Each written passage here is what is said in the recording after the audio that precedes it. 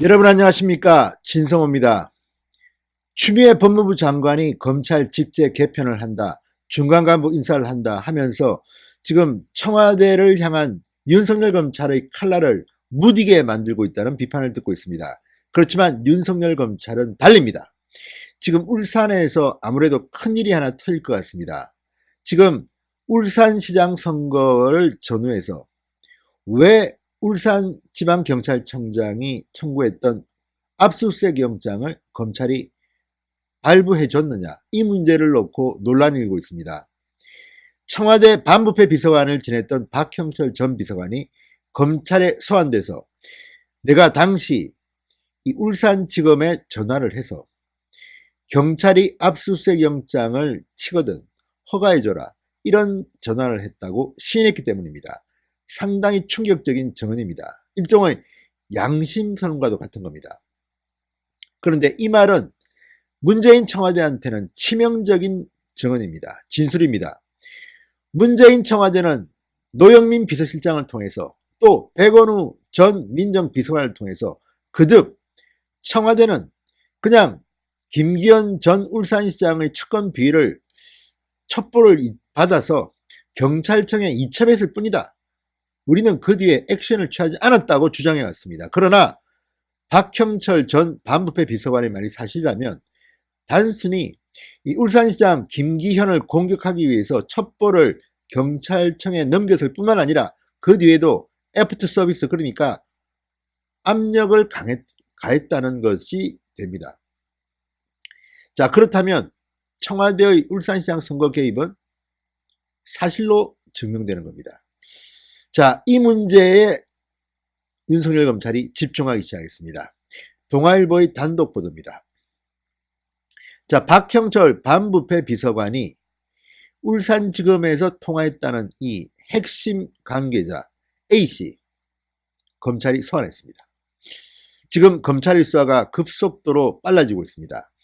자, 추미애 장관이 직제 개편을 하고 중간 간부 인사를 통해서 전열을 흐트러 놓기 전에 끝장을 볼 것 같습니다. 자, 2018년 6.13 지방선거 때입니다. 울산시장 선거와 관련해서 박형철 전 반부패 비서관으로부터 영장 관련 전화를 받은 울산지검의 핵심 관계자가 검찰 조사를 받은 것으로 확인됐다고 동아일보가 보도했습니다. 자, 서울중앙지검 공공수사 2부 김태원 부장검사, 최근 전직 울산지검 핵심 관계자 A씨를 참고인 신분으로 불러 조사했다고 합니다. 2018년 3월 울산시청에 대한 이 경찰의 압수수색 영장 청구 과정 등 당시 검찰의 경찰수사 지휘 과정에 대해서 캐물었다고 합니다. 자, 이제 검찰 수사 거칠 게 없습니다. 앞서 박형철 전 비서관은 검찰에 10일 출석했습니다. 그리고 A씨에게 경찰이 신청한 영장을 청구해달라는 취지의 전화를 했다고 진술했다고 합니다. A씨는 그러나 검찰에 참고인 신문으로 불려와서 박 전 비서관과 영장과 관련한 대화를 나눈 적이 없다며 부인했다고 합니다. 그렇지만 이 부인이 사실일지는 검찰은 의심하고 있습니다. 왜냐하면 당시 수사 정황을 보면 2달 만에 이게 뒤집어지기 때문입니다. 자, 검찰은 지방선거 투표일을 불과 3개월 앞두고 이루어진 김기현 전 시장 측근 압수수색 영장 발부 과정이 석연치 않다고 보고 있습니다. 자, 이 압수수색 영장의 집행은 공교롭게도 김기현 전 울산시장이 한국당의 후보로 공천을 받는 날 이루어졌습니다. 거의 잔치집에 초상집처럼 죄를 뿌린 셈이 됐습니다. 그런데 이때 비서실장, 울산시장 비서실장의 집무실 등 울산시청 내 5곳을 압수수색했는데 그때 경찰은 영장에 이렇게 적었다고 합니다. 범죄 피해자로 울산의 한 아파트 시공사 현장 소장 B씨를 적시했다는 겁니다. 그러니까 이 김기현 전 울산시장의 비서실장, 이 비위의 피해자, 이 범죄의 피해자로서 울산 아파트 시공사 현장 소장 B씨의 이름을 적시했다는 겁니다. 자, 시장 비서실장이 건설 담당 공무원과 공모해서 특정 레미콘 업체에 일감을 몰아주도록 압력을 행사했다는 그런 직권남용 혐의였습니다.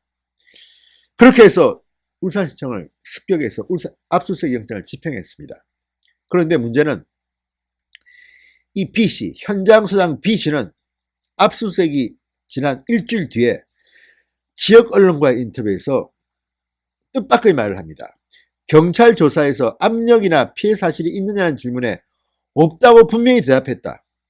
나는 피해자가 아니야. 나는 압력이나 피해 사실이 없다. 울산시 비서실장이 나를 협박하거나 압력을 가한 적이 없다. 이렇게 분명히 대답했다는 겁니다.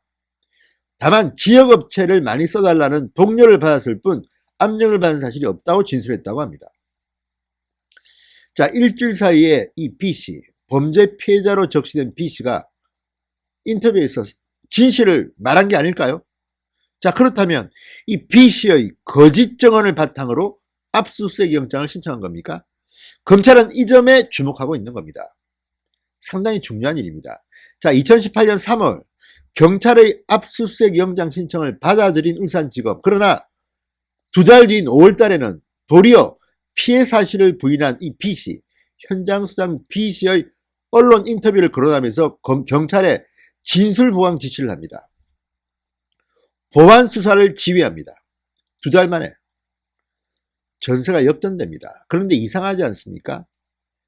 자, 선거를 불과 3개월 앞둔 시점에 압수수색 영장을 칩니다. 그러면 통상 선거를 앞두고는 굉장히 신중하게 합니다. 특정 후보와 관련된 사람입니다. 그런데 이렇게 압수수색 영장을 허가해 줘놓고 두 달 뒤에 보완 수사를 해라? 그리고 일주일 뒤에 이 압수수색 영장의 피해자로 적시된 현장소장 B씨는 나는 경찰에서 그렇게 말한 적이 없다. 왜 그러느냐? 인터뷰를 합니다. 당당하게 합니다. 보통 사람들도 이렇게 겁이 나서 이렇게 못합니다. 그리고 나중에 검찰도 김기현 전 울산시장 비서실장에 대해서 무혐의 처분을 합니다. 그리고 김기현 시장의 비서실장은 지역업체를 좀 써달라는 말밖에 하지 않았다.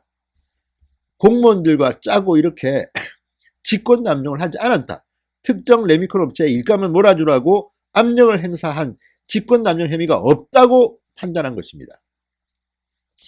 자, 어떻게 될까요? 울산지검은 결국 김기현 전 시장의 비서실장에 대해서 혐의 없음, 무혐의로 최종 불기소 처분합니다. 그렇다면 그 압수수색 영장은 뭘까요? 왜 피해자로 현장소장 B씨가 적시된 걸까요? B씨는 그것을 일주일 뒤에 바로 번복해버렸습니다. 자, 이제 울산에서 큰일이 터질 겁니다. 청와대에 근무했던 박형철 반부패 비서관이 진술한 겁니다. 그리고 박형철 전 반부패 비서관은 이미 진실을 말하기로 작정한 것 같습니다. 그 밑에 있던 이인걸 전 특감반장도 마찬가지입니다. 자, 박형철 전 비서관, 윤석열 검찰총장과는 형동생하던 사이였습니다. 운명이 장난인지 윤석열 검찰총장이 서울중앙지검으로 있을 때 반부패 비서관으로서 문재인 정권 초기에 적폐 수사를 지휘했던 사람입니다. 그런 박형철의 입에서 청와대에 있을 때 울산지검에 전화를 해서 핵심 관계자에게 경찰이 압수수색 영장을 신청하면 받아들여줘라는 취지로 말했다. 이렇게 진술한 것을 보면 거짓말 같지는 않습니다. 저는 그렇게 생각합니다. 자, 이제 윤석열 검찰의 서울중앙지검 공공수사 2부, 지금 이 부서도 앞으로 상당히 힘들어집니다. 서울중앙지검의 이 공공수사 2부도 상당히 축소됩니다. 직접 개편에 따라서. 그 전에 끝장을 볼 생각인 것 같습니다. 아무튼 윤석열 검찰 마지막까지 안간힘을 다하는 것 같습니다. 보기 좋습니다. 울산에서 터집니다. 두고 보십시오. 진성호의 융당 폭격이었습니다. 여러분 감사합니다.